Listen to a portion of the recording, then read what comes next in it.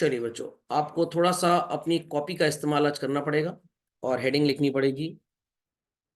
Review of creating a good financial that is investment plan for retirement safety. आज के lecture में इसको करेंगे, फिर बाकी जो हमारे सेबी लेसन्स में बचा हुआ है हम अगले लेक्चर में उसको कर लेंगे। चलो, तो maximum 2 lectures left, and thereafter we'll be having one certification test which will make our financial literacy program of the session get over.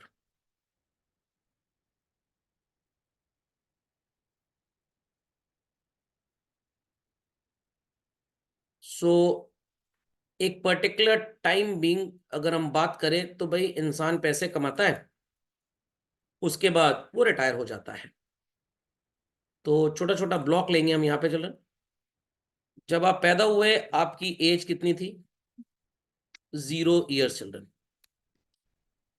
That is the date of birth. उसके बाद up till the age of you can say 18 years आपकी earning एकदम 0 रही होंगी। 18 से जो 26 years होते हैं चिल्ड्रन, इसमें भी कोई बहुत ज्यादा अर्निंग नहीं होती है।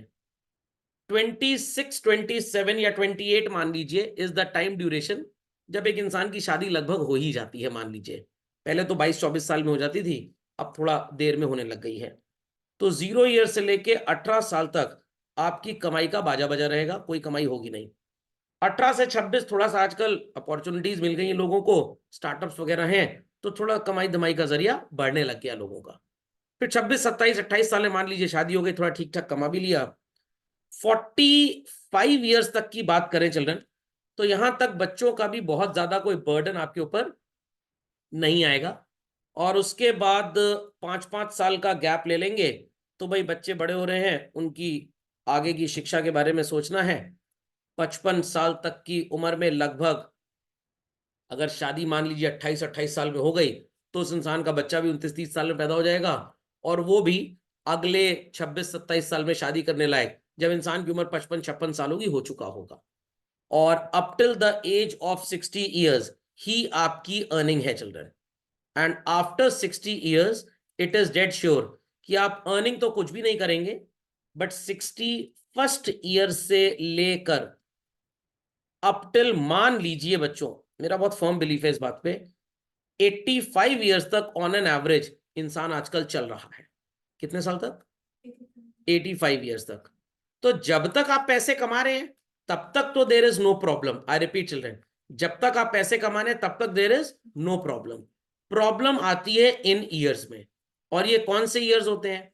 These are the years when earning is 0।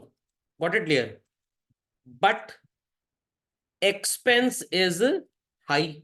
Y sir expense is high? भाई जो चीज आपको आज मिल रही है लेटस से 60 रुपीज में 1 लीटर दूध, क्या 10 साल बाद दूध 1 लीटर 60 रुपए में होगा? नो। मैगी खाई है ना सबने? मेरे को याद है मैगी लॉन्च हुई थी भाई अराउंड 80s 90s वगैरह में, जब नेस्ले इंडिया में आया था ग्लोबलाइजेशन के तहत। तो 90 के आसपास 88 89 में मैगी लॉन्च हो चुकी थी। कोई गैस भी नहीं कर पाएगा एक पैकेट कितने का होता था। 2 रुपए। अरे 2 रुपए तो आप बहुत ज्यादा बोल रहे हैं भाई, बहुत ज्यादा बोल रहे हैं। मैंने 1 रुपए 25 पैसे का मैगी का पैकेट खरीदा हुआ है। और हम जब स्कूल में पढ़ते थे क्लास 10th में, माई स्कूल वो सेंट जोसेफ कॉलेज इलाहाबाद, 50 पैसे का समोसा खाया हुआ है हमने खरीद के। 10 रुपीज लेके सैटरडे को जाया करते थे कैंटीन के लिए, जिसमें समोसा भी खा लेते थे, अमरूद भी खा लेते थे, और स्टार फ्रूट एक होता था, हिंदी में उसको अमरक बोलते हैं, वो भी खा लिया करते थे। आज आपको शायद 7 रुपए का एक समोसा मिलेगा ठीक ठाक, या बहुत सस्ता खरीद लिया तो 5 रुपए, 5 से कम में तो मिलेगा ही नहीं। और उस समय 50 पैसे का ही मिलता था। हाँ, वो जो समोसे का साइज 50 पैसे का था, आज वो 3 रुपए का हो गया है। Got it clear? Petrol, I remember I was in class 11th, और हमारे यहाँ नई मारुति ओमनी कार आई थी चिल्ड्रन। मुझे नंबर याद है, लखनऊ से खरीदी गई थी, UP32 V7855 नंबर था।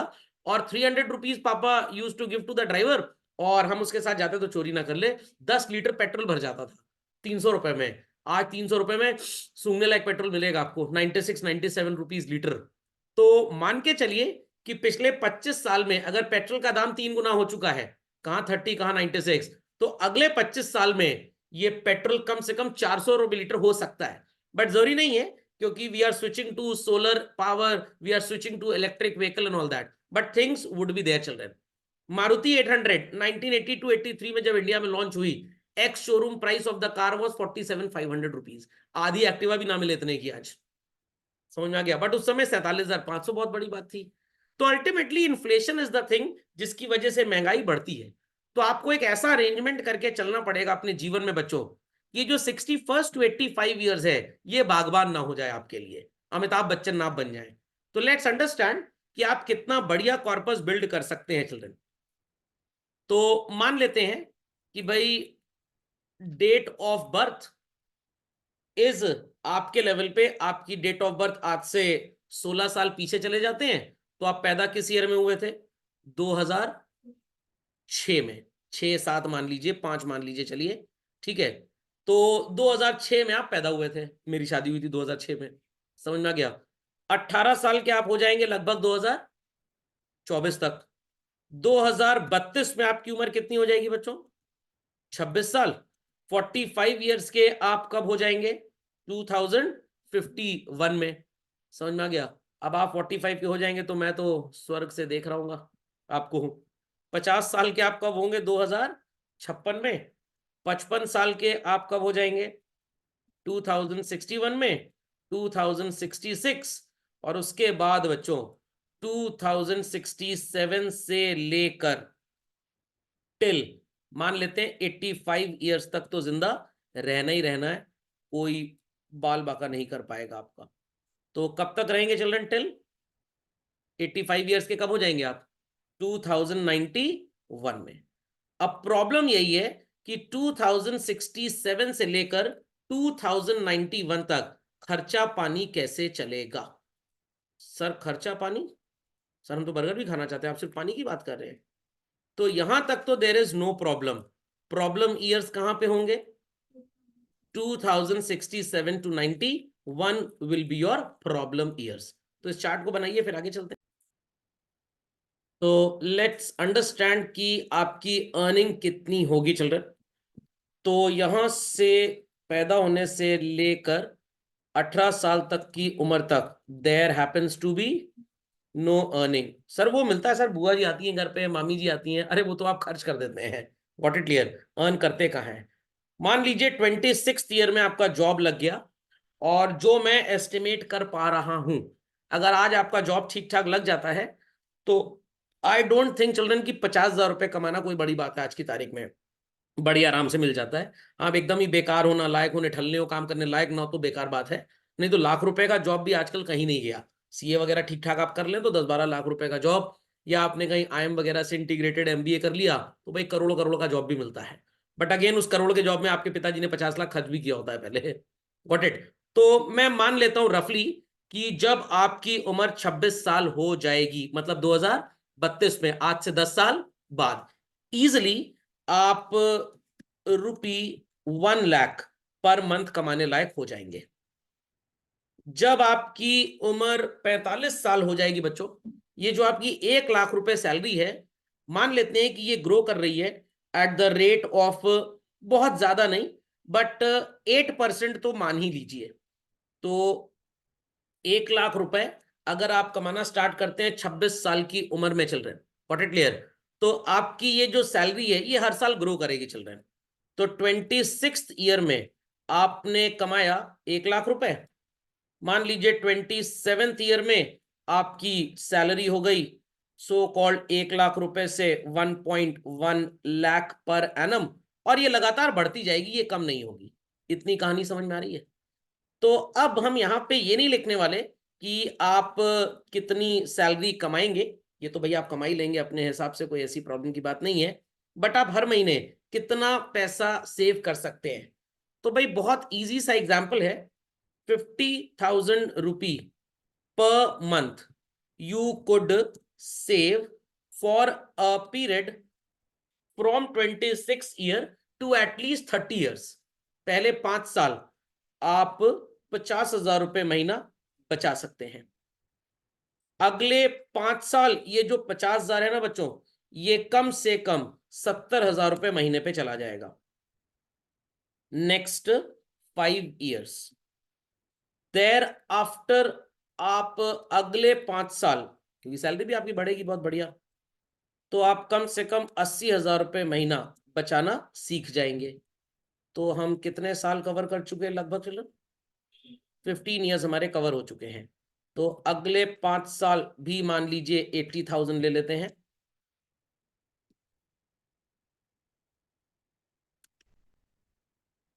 चलिए, तो अब आपकी एज हो चुकी है what is called age 45 years.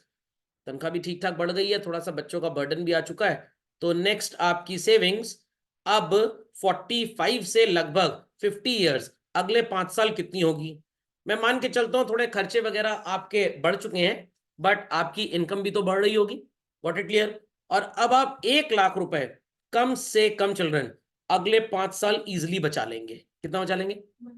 1 lakh rupees. ठीक है। अब यहां पे आपके जो डेरिवेटिव थे, बच्चे थे मतलब, वो भी तो कुछ कमाने लायक होंगे, निठल्ले आवारा तो होंगे नहीं। What it clear? और अगर होंगे तो फिर भाई हमको इन सब चीजों की चिंता करने की भी जरूरत बिल्कुल नहीं है। ये बात सबको समझ में आ गई? ये बात सबको समझ में आ गई भाई? Any doubts on this children? Any doubts on this? चलिए, जस्ट होल्ड ऑन। चलिए बच्चों, तो अगले 5 साल आप 1 लाख रुपए महीना तो इजिली बचा लेंगे, और अब आपके ऊपर थोड़ा सा खर्चा भी आ जाएगा। बट आपने जो बचत की है वो रिटायरमेंट के लिए है।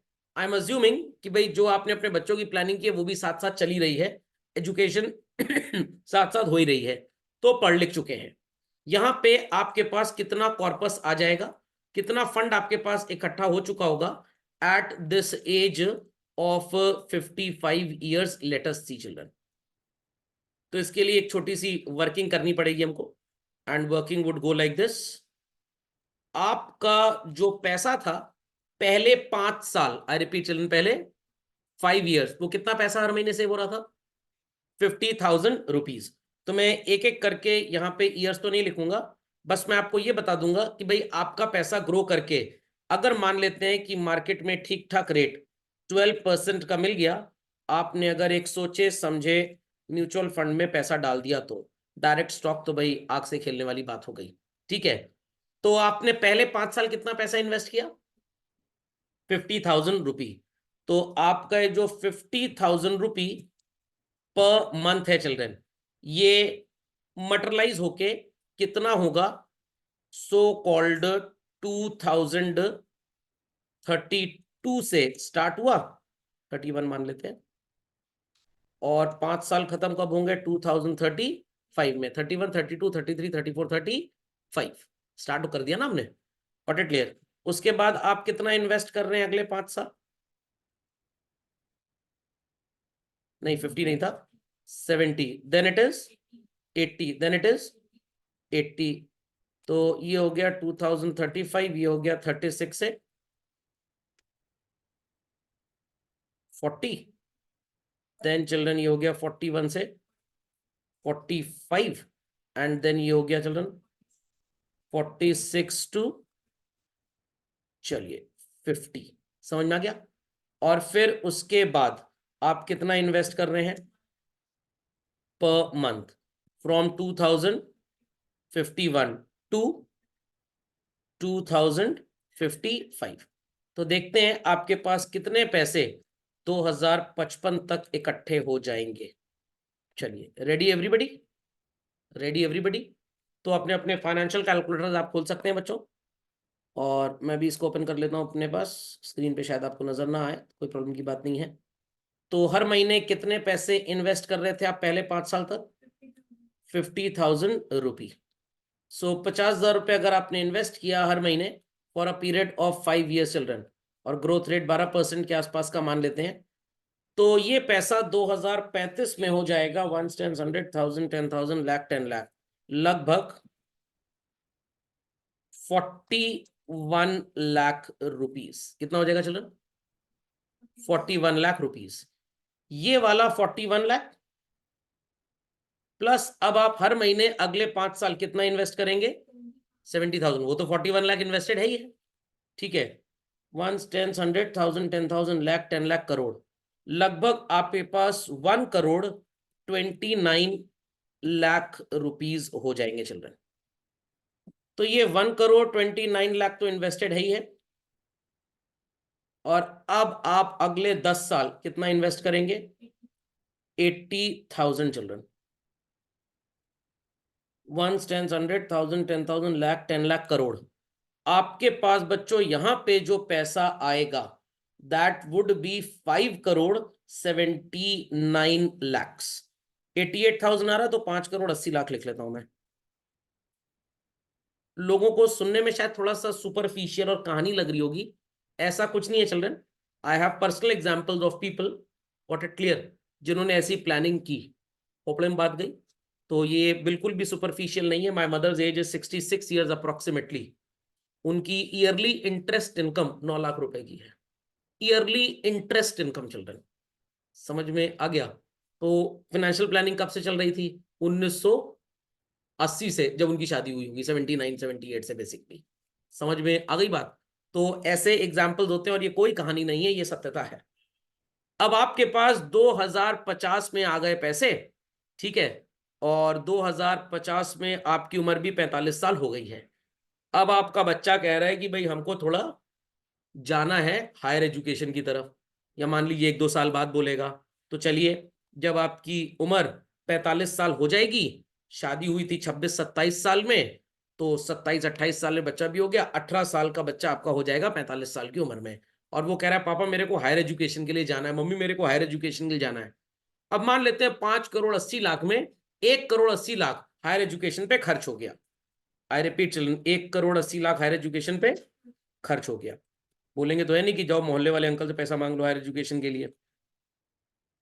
तो अब 1 करोड़ 80 लाख खर्च करने के बाद आपके पास कितना बचेगा चिल्ड्रन? 1 10 100,000 10,000 लाख 10 लाख करोड़, 4 करोड़।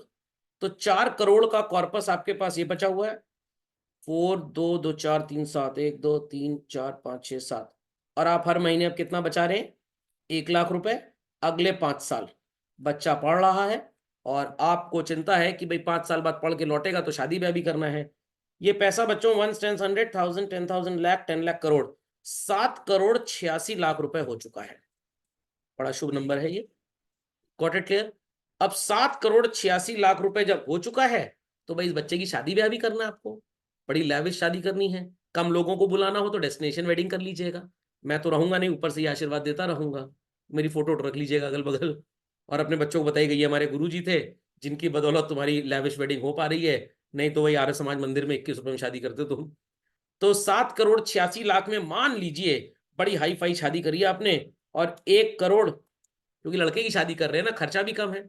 लड़की वालों का खर्चा ज्यादा होता है। वहां तो सोने का हार दिया चला गया, लड़के वाले में तो क्या सेल और सेल रिटर्न, बहू को दिया पहले फिर वापिस आ गया घर में। तो 1 करोड़ 86 लाख यहां खर्च हो गया। कितना बचा? 6 करोड़ रुपए बच गए। और अभी बच्चों 5 साल नौकरी बची है।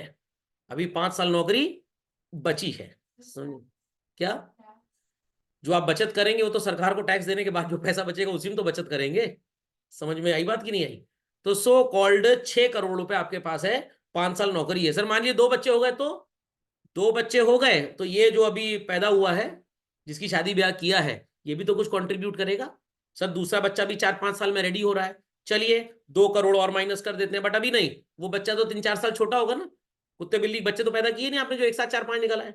Got it clear? तो सो कॉल्ड अभी 5 साल का टाइम है आपके पास, 5 साल का टाइम है। और मैं अगेन मान के चल रहा हूं कि भाई ये जो बच्चा जिसकी शादी ब्याह हो चुकी है ये भी ठीक ठाक कमा रहा है, कुछ घर में ये भी कंट्रीब्यूट करेगा। बट अगेन उम्मीद बत पालिएगा जरा भी, 1 लाख रुपए स्टिल आप बचा पा रहे हैं 2056 से लेकर गप्पन तक 2060 तक चिल्ड्रन। तो 6 करोड़ रुपए आपके पास थे चिल्ड्रन, और 1 लाख रुपए अगले 5 साल आप फिर बचाएंगे। 1 10 100,000 10,000 लाख 10 लाख करोड़ 10 करोड़, 11 करोड़ रुपए का कॉर्पस हो गया चिल्ड्रन। 11 करोड़ 38 लाख।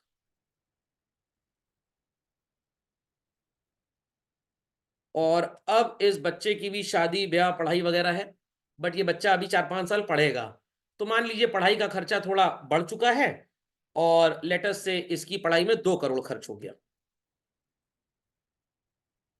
और अगर कहीं बच्चे बहुत अच्छे निकल गए, स्कॉलरशिप लेके पढ़ लिए, तो क्या कहने। तो आपके पास बच्चों 9 करोड़ 38 लाख रुपए अभी भी बचे हुए हैं। और अब आपका रिटायरमेंट स्टार्ट हो चुका है, आपका रिटायरमेंट स्टार्ट हो चुका है। इस बच्चे ने भी पढ़ाई लिखाई कर ली 5 साल बाद, और आपका रिटायरमेंट भी स्टार्ट हो चुका है इसी दौरान। यस और नो? इसी दौरान स्टार्ट हो चुका है ना। और आपने उसकी पढ़ाई लिखाई खर्चा ही मैनेज कर लिया। अब मान लीजिए आपको उसकी वेडिंग करनी है, कमाई तो आपके पास कोई है नहीं, 9 करोड़ 38 लाख रुपए में लेटस से आपने इस बच्चे के लिए भी 1 करोड़ 38 लाख। सर शादी में अब कम खर्च होगा क्या? चलिए मान लेते हैं लैविश वेडिंग है, 2 करोड़ इसकी शादी में भी खर्च हो गया, तो कितना बचेगा आपके पास? 7 करोड़ 38 लाख रुपीस। आपको लग रहा है कि भाई इमरजेंसी पड़ सकती है, पैसे की जरूरत पड़ सकती है, तो इस 7 करोड़ 38 लाख रुपीस में थोड़ा सा पैसा तो आपके पास एट ऑल टाइम्स होना ही चाहिए। तो आपने सोचा कि भाई 7 करोड़ 38 लाख में चलो 18 लाख रुपए तो अपने पास हमेशा रखेंगे, कभी जरूरत पड़ जाए, और बाकी का बचा 7 करोड़ 20 लाख रुपए। Sir what to do with this money? इस पैसे को आप इन्वेस्ट कर दीजिए in SWP, systematic withdrawal plan. 9% से ज्यादा तो निकालना अलाउड ही नहीं है। मैं मान के चलता हूं 8% पर एनम का आप विड्रॉल करेंगे, तो 7 करोड़ 38 लाख रुपए का 8% कितना होगा? 59 lakh 4,000 rupees children.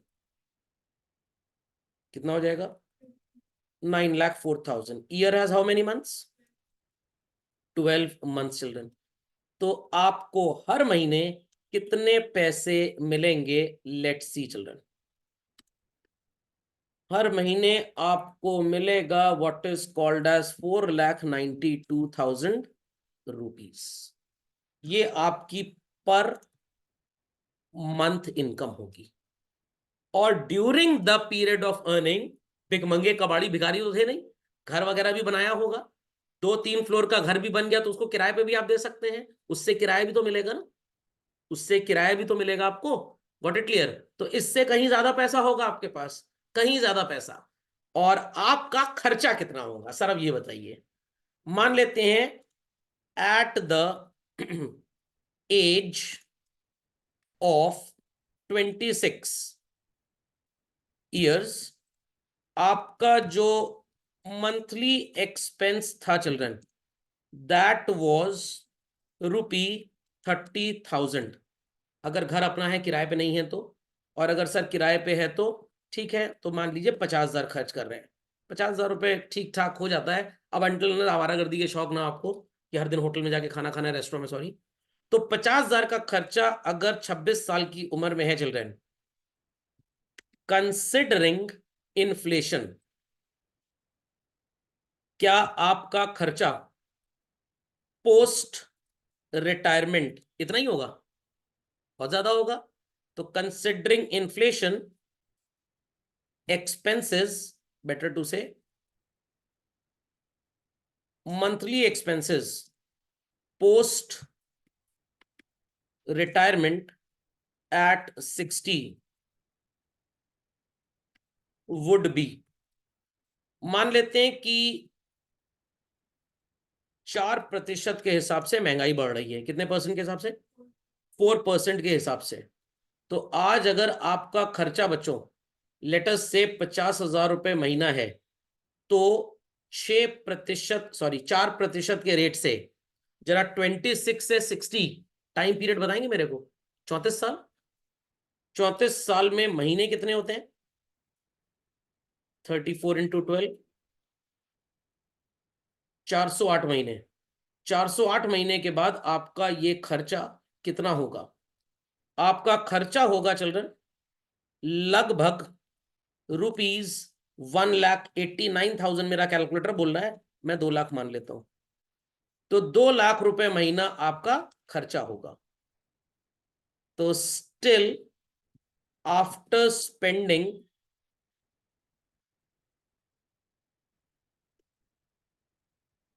You are left with rupees how much children? बताइए। After spending you are left with how much?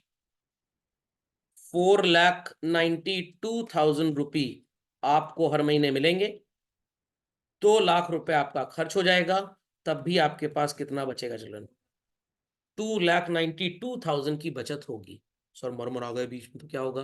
अरे भाई मरमर आ गए बीच में तो उसके लिए टर्म प्लान सिखाया हुआ है आपको। टर्म प्लान भी करोड़ों देके आपको चला जाएगा, और सारी सो कॉल्ड साढ़े साथी आपके साथ थोड़ा लगी हुई है।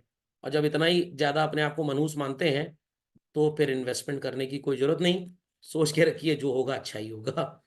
समझ में आ गई बात चलन? पक्का? तो this was the retirement plan.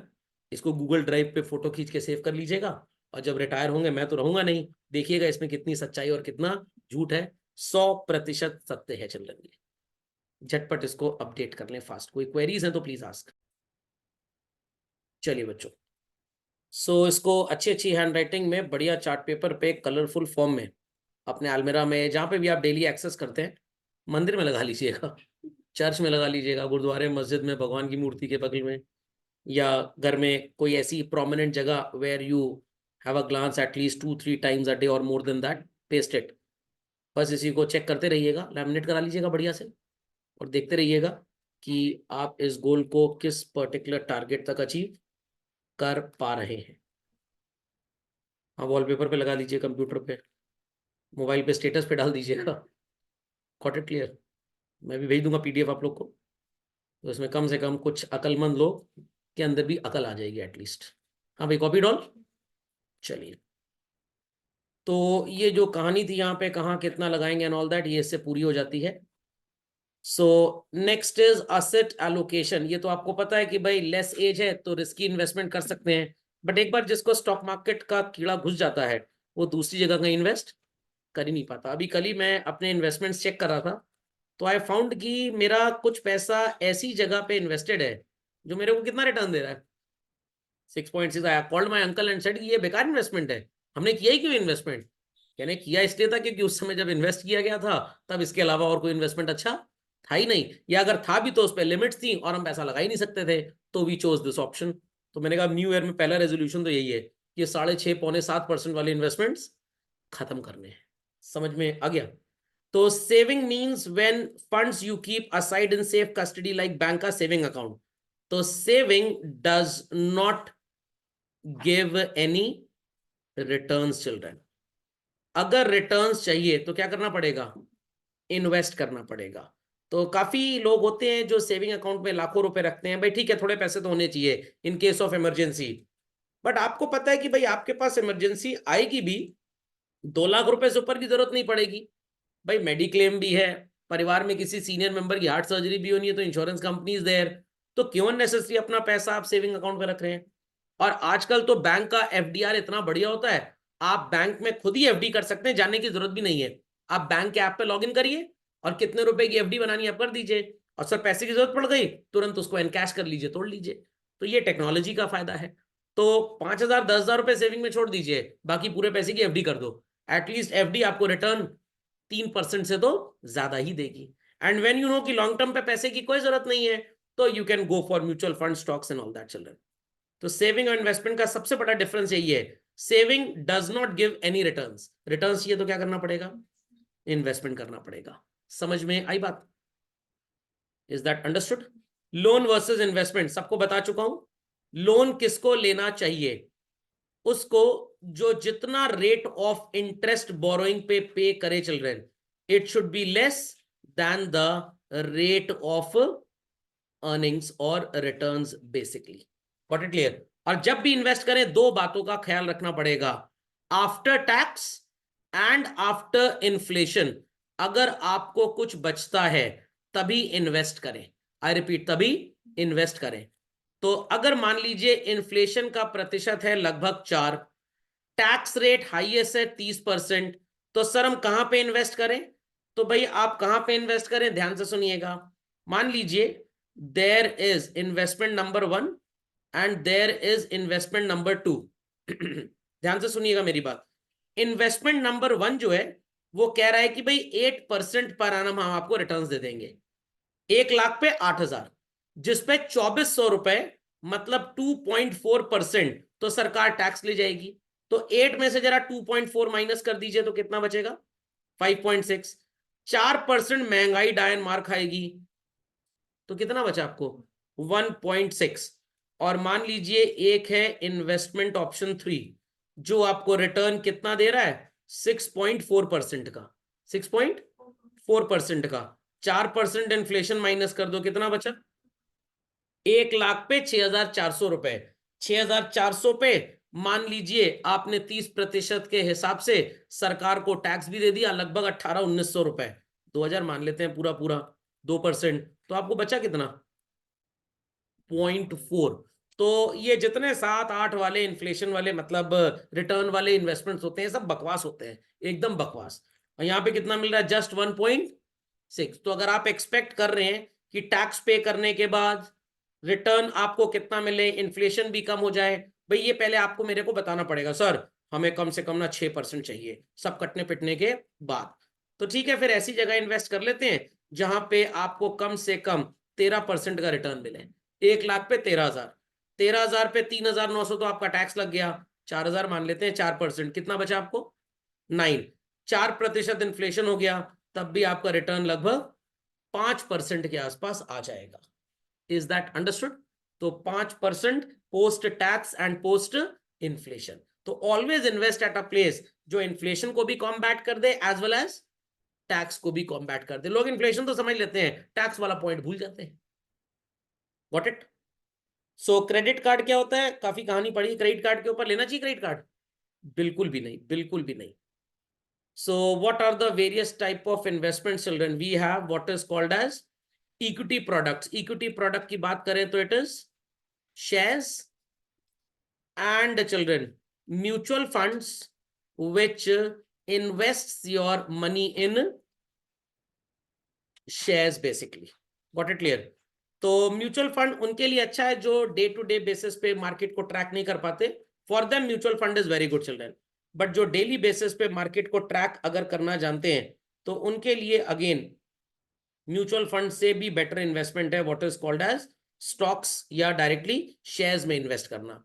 दो रिस्क है, बट अगर आप ट्रैकिंग कर पा रहे हैं, आपने ठीक ठाक स्टडी कर ली है, तो you can go for shares. और म्यूचुअल फंड तो ऐसा है कि भाई प्लेटर है, पूरा सजी हुई थाली। What it clear? दाल भी अच्छी हो सकती है अगर आलू बेकार है, और भिंडी की सब्जी बेकार है तो हो सकता है बैगन का भरता अच्छा हो सकता है। तो डरते हैं, चुलबुल पांडे टाइप है, डेली ट्रैकिंग नहीं कर पाते, थाली में विश्वास करते हैं, तो गो फॉर म्यूचुअल फंड। और अगर आपको पता है किस रेस्टोरेंट का क्या अच्छा है, तो जब दाल मखानी खानी हो तो एक्स रेस्टोरेंट में चले जाइए, पनीर बटर मसाला खाना हो तो जेड में चले जाइए। Got it? Then sir open ended और क्लोज एंडेड क्या होता है? इसी के ऊपर मेरे पास एक नया टेक्स्ट है जो मैं आपको अगले लेक्चर में डिलीवर करूंगा। कभी भी मन करे इन्वेस्ट करिए, कभी भी मन करे निकल लीजिए, that is known as open ended scheme. तो म्यूचुअल फंड में ज्यादा यही वाली स्कीम चलती है बाजार में। Close ended fixed dates are there. मान लीजिए जुलाई हो गया, नवंबर हो गया और फेब हो गया। अप्रैल टू मार्च के बीच में, जुलाई में कोई 3 से 4 दिन, नवंबर में कोई 3 से 4 दिन है, फेब में कोई 3 से 4 दिन नोटिफाई कर दिए जाएंगे। इसी में आप पैसा लगा भी सकते हो और इसी में अपना लगा हुआ पैसा निकाल भी सकते हो। तो क्लोज एंडेड थोड़ा बकवास लगता है मेरे को, because it doesn't has liquidity, पैसा एक ही जगह लगेगा। मान लीजिए it is HDFC multi asset fund. Sir ये क्या होता है मल्टी असेट फंड?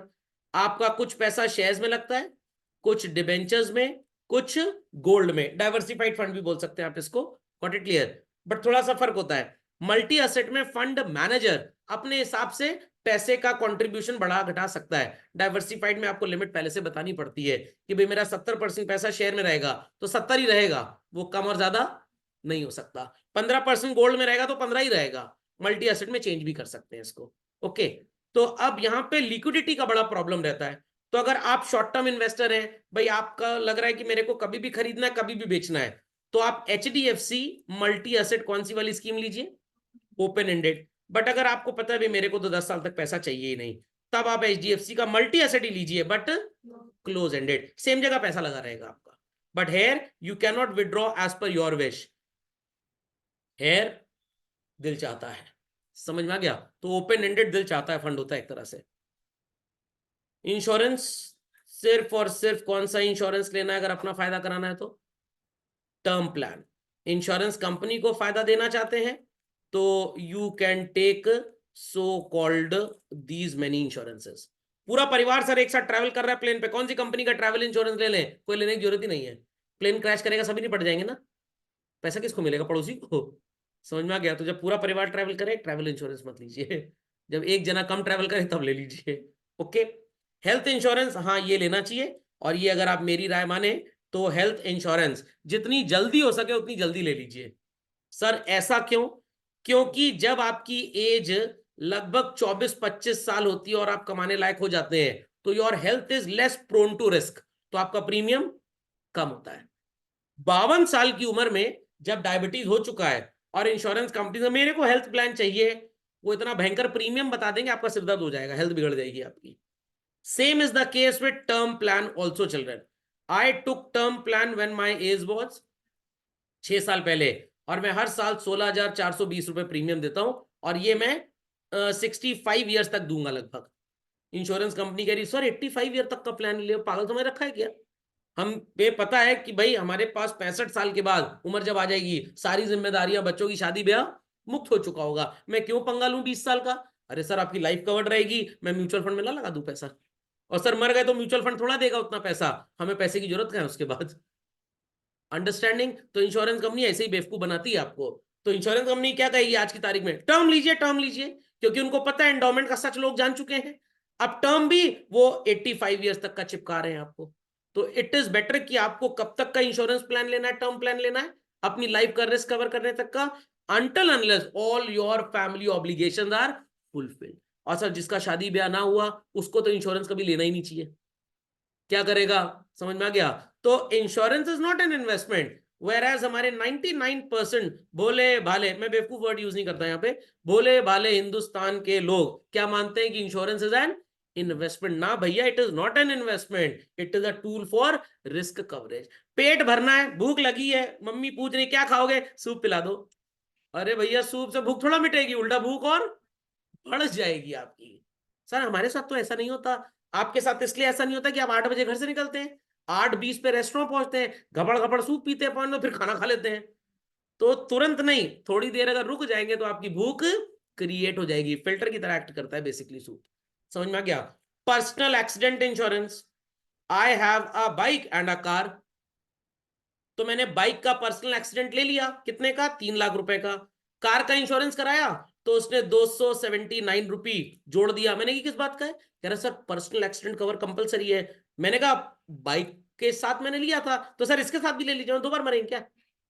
एक एक्सीडेंट में 2 बार तो मरेंगे नहीं, मरेंगे सिर्फ एक बार। तो बाइक का इंश्योरेंस लिया था, उसमें ऑलरेडी 279 दे चुके हैं, 3 लाख रुपए का नहीं 15 लाख रुपए का है, ऑलरेडी दे चुके हैं 15 लाख रुपए का बाइक का पर्सनल इंश्योरेंस, मतलब मेरा अपना इंश्योरेंस।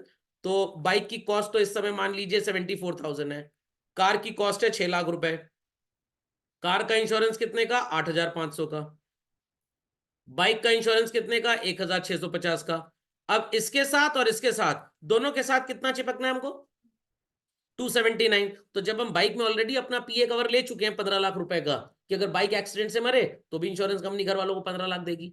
मान लो वो लोग भूल गए, तुम लोग पढ़ा लो, तुम लोग बता देना कि भाई इनका 15 लाख वहां से भी ले आइए कम से कम, तो श्राद्ध वगैरह थोड़ा बढ़िया हो जाएगा, 5 स्टार में ताज वाज में हो जाएगा, या हो सकता है विदेश में कहीं हो जाए, वो बुर्ज खलीफा में। ओके, तो भाई एक बार जब ले चुके दूसरी बार क्यों लेंगे? Got it? तो इंश्योरेंस एजेंट ऐसे ही बेवकूफ बनाते हैं, तो कितना भी आप ज्ञान ले लीजिए कहीं ना कहीं तो आप पागल बन जाएंगे। मैं आपको आप बीता एग्जाम्पल बताता हूँ। मेरी कार का इंश्योरेंस चिल्ड्रन नवंबर 22 को ड्यू था। अब मेरी आदत है थोड़ा काम एडवांस में करने की, तो 45 दिन पहले आप इंश्योरेंस करा सकते हैं। तो सितंबर एंड के आसपास या अक्टूबर मिड रहा होगा शायद, नॉट रिमेम्बरिंग एग्जैक्टली, मैंने पॉलिसी बाजार से 4,290 रुपए का अपना कार इंश्योरेंस ले लिया। And I was very happy कि भाई ऑफलाइन प्लान 17,000 का था, ये मेरे को 4,200 में मिल गया. Then I consulted with my dhobi. वो इंश्योरेंस कंपनी में काम करता है बेसिकली, और उसका साइड बिजनेस धोबी का है. मतलब मेन बिजनेस धोबी का है, साइड बिजनेस ये है, बट कमाई धोबी के बिजनेस से ज्यादा है उसकी. तो कह रहा है भैया जरा मेरे को अपना पॉलिसी प्रपोजल दिखाइए. मैंने दिखाया. कह रहा है इसमें जीरो डेप्रिसिएशन तो है ही नहीं, मतलब गाड़ी अगर लड़ भिड़ जाएगी तो पैसे कट के मिलेंगे आपको. मैंने कहा ऐसा तो कहीं नहीं है. कह रहा है ये कहाँ लिखा है कि जीरो डेप्रिसिएशन है. मैंने कहा ये कहाँ नहीं लिखा तो क्यों मानेंगे, इसको मान लेंगे कि है. कह रहा है ऐसा नहीं, आप बात करिएगा. तो I talk to the person at policy Bazaar. He said हाँ सर इसमें जीरो डेप नहीं था, तो डोंट वरी, आप एक नई पॉलिसी चाहे तो बाजार से ले लीजिए या हम ही से खरीद दीजिए, जिससे आपका मन, हमको बस आप बता दीजिए तो हम आपका ये पैसा रिफंड कर देंगे. तो मैंने कहा भाई उन्हीं से खरीद लेते हैं. फिर अगली पॉलिसी ली तो अराउंड 8,900 रुपए के आसपास की पड़ी. इंजन कवर वगैरह, की कवर वगैरह मैंने ऐड कर दिया, क्योंकि मेरी कार की चाबी 9,000 रुपए की है. पता लगा चाबी निपट गई तो पूरा लॉक सिस्टम बदलवाओ, तो वो भी कवर ले लिया 250 रुपए का एक्स्ट्रा. तो इंश्योरेंस कंपनी ने मेरा 4,290 रुपए 118 रुपए काट के वापस कर दिया. अब मैं उनको ईमेल बाजी कर रहा हूँ कि मेरा 118 भी वापस आ जाए. मैं उनके ऊपर एक इल्जाम लगा रहा हूँ कि आपने कहीं स्टेट तो किया नहीं, आपने डिस्क्लोज नहीं किया, ये आपके डिस्क्लोजर नॉर्म का प्रॉब्लम है. तो 100 रुपए प्रोसेसिंग फीस, 18 रुपए जीएसटी कट गया मेरा. अब मांग रहा हूँ उनसे 118, देखिए वापस जब दे देते हैं उसके ऊपर भी एक केस स्टडी क्रिएट कर दूंगा. फिर समझ में आ गई बात. तो ये बातें आपको याद रखनी है कि आप जितना भी पढ़ लिख लीजिए, कहीं ना कहीं आपसे गलती अनजाने में हो सकती है. तो इसलिए ये सारी चीजें जो आज के लेक्चर मैंने ली, ये मैं आपको पहले बता चुका हूं, बट मेन चीज पूरे फाइनेंशियल लिटरेसी का क्रक्स यही है जो आप रोजमर्रा के जीवन में करते हैं. भाई इंश्योरेंस वगैरह ले लो, ठीक ठाक बचत कर लो, काम खत्म. बाकी क्रेडिट कार्ड कौन इतना इस्तेमाल करता है. समझ में आ गई बात. पक्का. फैमिली का, घर का भी इंश्योरेंस होता है, घर की चीजों का. कभी ना कराइएगा. हमारे परिवार में था, 20 साल प्रीमियम भरा गया, एक चम्मच भी चोरी नहीं हुआ. Got it clear. और घर में हमेशा इंश्योरेंस प्रॉपर्टी का, जो रियल एस्टेट का बिल्डिंग का प्राइस होगा उसका कराइएगा. लैंड थोड़ा टूट जाएगा. और लोग क्या बोलते हैं 3 करोड़ का आपका घर है. अरे 3 करोड़ में 2 करोड़ 20 लाख की तो जमीन थी. घर तो 80 लाख में बना है बस. तो 80 लाख का हाउस इंश्योरेंस लेना है, 3 करोड़ का हाउस इंश्योरेंस नहीं लेना. और सर जो लोग लेते हैं वो तो बेचारे बेवकूफ बनते हैं इंश्योरेंस कंपनी से. इंश्योरेंस कंपनी को तो प्रीमियम चाहिए. तो लैंड का इंश्योरेंस करा के क्या करोगे, क्या लैंड को उठा के ले जाएगा. हनुमान जी कितना लोड लेंगे. समझ में. और आप कौन सीधा मैया पकड़ के ले आए हैं. अंडरस्टैंडिंग. तो बिल्डिंग के प्राइस का इंश्योरेंस लेना है, लैंड का इंश्योरेंस नहीं लेना. हाँ अगर आपके पापा का बिजनेस है, दुकान है, तो भाई वहां पे रखे हुए प्रोडक्ट्स का इंश्योरेंस जरूर कराइए. बट अगेन उसके सेफ्टी गाइडलाइन को भी याद रखना है. मेन स्विच ऑफ करिए, कटआउट निकाल लीजिए. पता लगा कटआउट लगा, शॉर्ट सर्किट हो गया, इंश्योरेंस कंपनी पैसा नहीं देगी. वो कहेगी कि भाई आपके यहाँ फायर एक्सटिंग्विशर नहीं था, आपके यहाँ ये एक्सीडेंट होने से बचने के लिए, जिसको मिटिगेशन क्लॉज बोलते हैं, कुछ ऐसा था नहीं, हम आपको क्लेम नहीं देंगे. तो ये सब चीजें जानना बहुत जरूरी है. Got it. चलिए. तो इन्वेस्टमेंट स्ट्रैटेजीज में मैंने आपको एसआईपी का सिस्टम बता दिया है. अगले लेक्चर में इसको टेकअप करेंगे. ओके. तो जनवरी 24 में हमारे 2 लेक्चर्स होंगे और एक संडे को टेस्ट होगा चिल्ड्रन. फाइन. उसके बाद चौथे संडे को मैं आपको सर्टिफिकेट दे दूंगा. चलिए, दैट्स ऑल फॉर टुडे.